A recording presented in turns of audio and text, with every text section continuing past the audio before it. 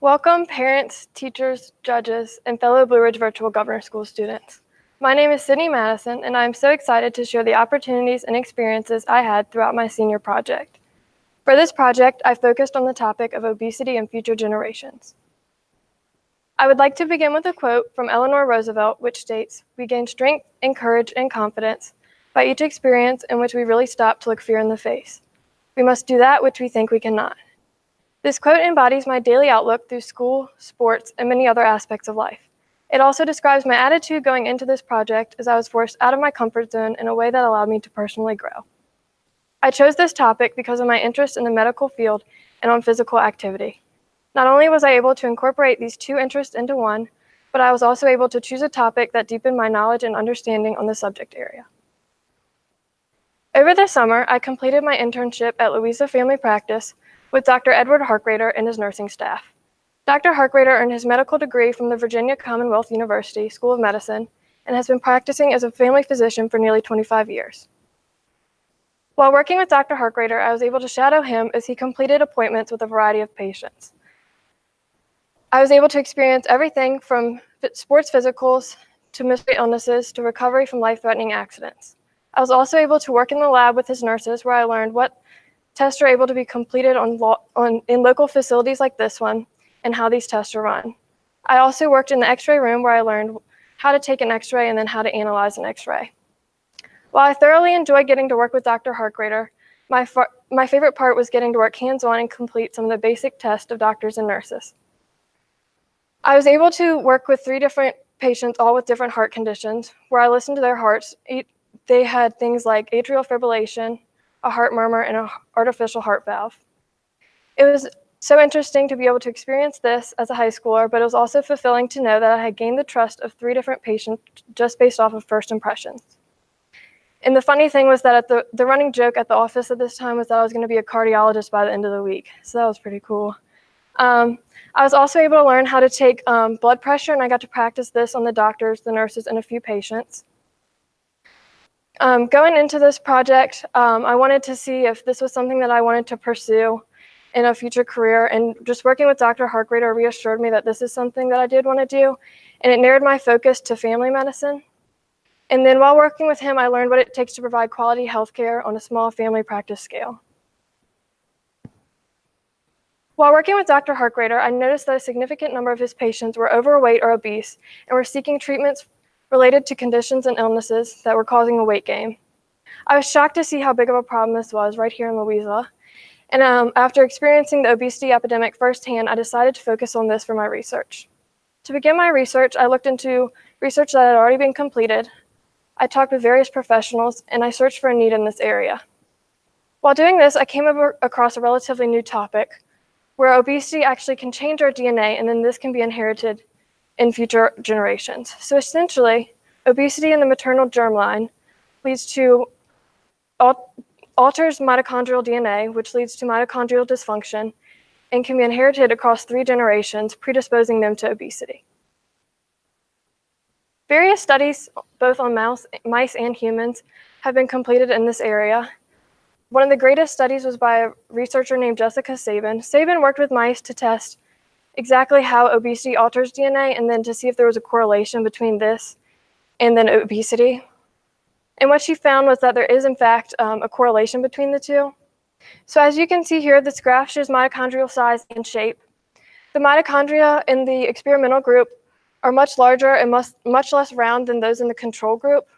And because of this, the mitochondria are not going to be able to function properly and provide the energy needed for the cell.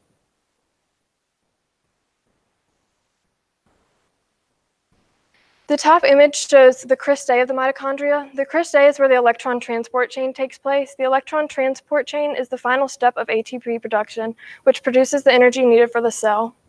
As you can see on the image on the left, it is the cristae of a normal mitochondria, and it takes on the typical folding shape.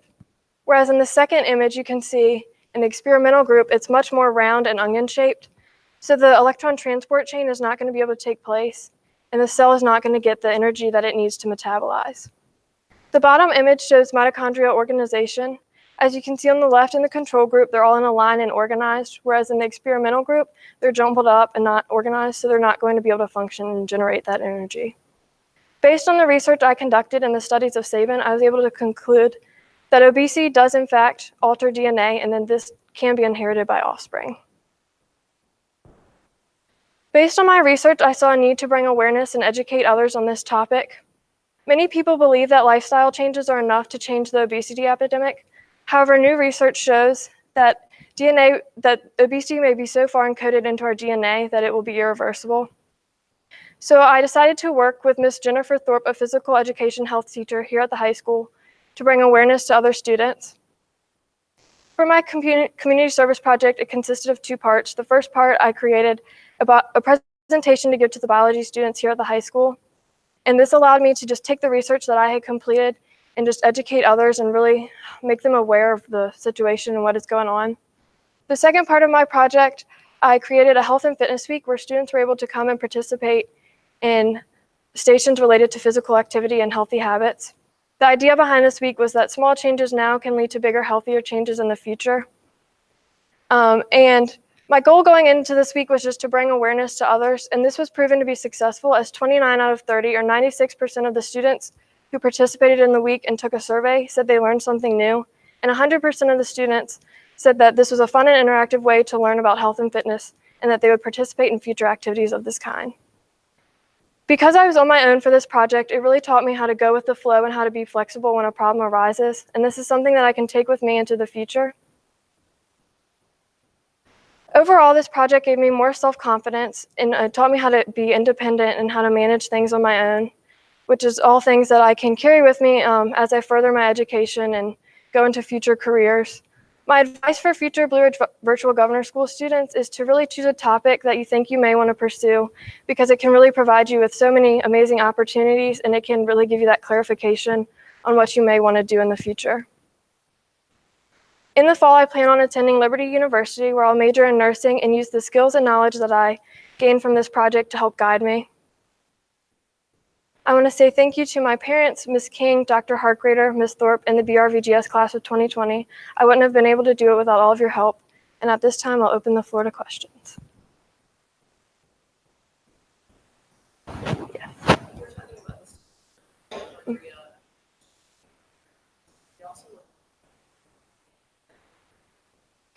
Yeah, so that is what actually altered and led to those changes in the mitochondria.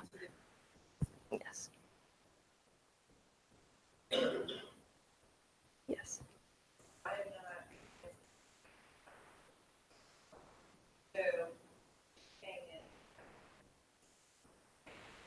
Mm-hmm.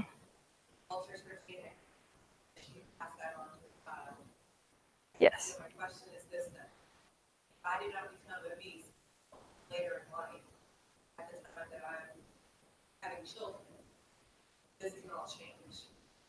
I can be thin, healthy until I'm 30 years old, have children in my 30s, I'm passing on.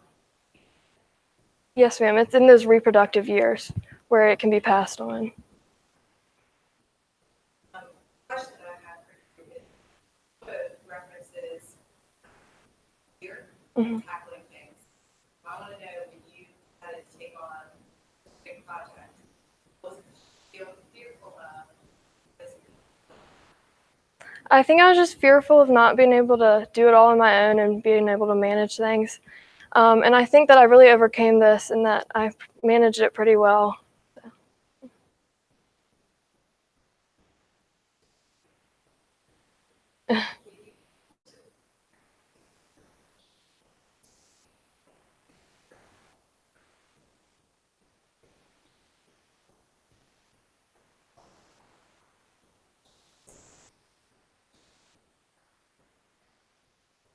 So mitochondrial DNA is DNA found just within the mitochondria, and this is can only be passed on through the mother. It is a maternal germline, so it can't be passed on from father to offspring. It's just mother to offspring.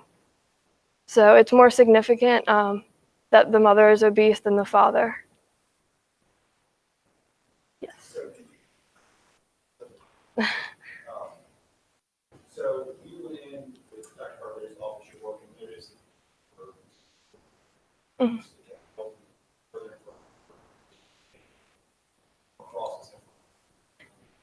It actually wasn't. When I started my research, I didn't really know what I wanted to do, but then I knew that I wanted to relate it back to my internship, and so I thought about obesity, and I kind of just started looking into that and finding different avenues, and then I just happened to come across this, and then I started digging deeper, and that's when I discovered it. It's This is my first time here. it's really relatively new. All the research that I found had been completed within the past decade. So, and they don't really know a whole lot on it. They don't know how to cure it. They're still really looking into how the changes are actually happening.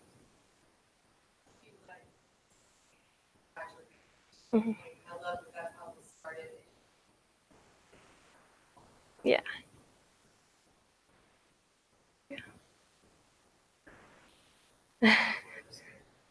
Yeah. Do they have any ideas? Not exactly. They're still really trying to figure out if we can even make it reverse its effects, and what it's doing to the DNA. So, yeah, they're still trying to figure that out and to see how it's happening.